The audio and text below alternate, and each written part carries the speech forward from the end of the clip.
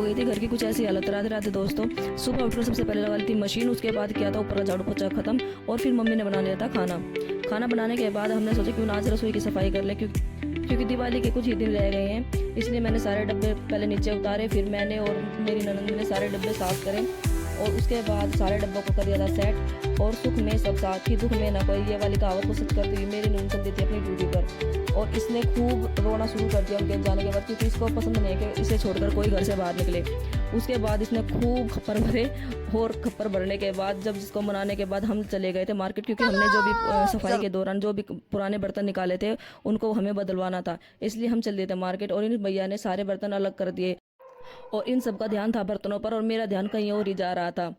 इसके बाद हमने बर्तन लिए, और बर्तन में मैंने 3 डोंगे और प्लेट और हलवा प्लेट ली, और चम्मच का सेट। इसके बाद किया कुछ हंसी मजाक, और फिर चल दिया हम इलेक्ट्रॉनिक शॉप पर, और वहाँ से सोचा क्यों ना दिवाली के लिए कुछ नई चीज़ ले ले।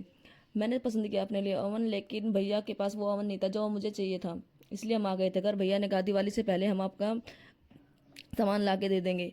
उसके बाद चल दिया हम शाम स्वीट पर। यहाँ पर इतनी जलेबियों के लिए इतनी भीड़ थी जैसे कि जलेबी फ्री में बट रही हूँ, और कम से कम भी 20 मिनट में हमारा नंबर आया, और 20 मिनट बाद हम अपनी जलेबी लेकर चल दिए थे घर पर। और घर जाते सबसे पहले मैंने की घर पूजा।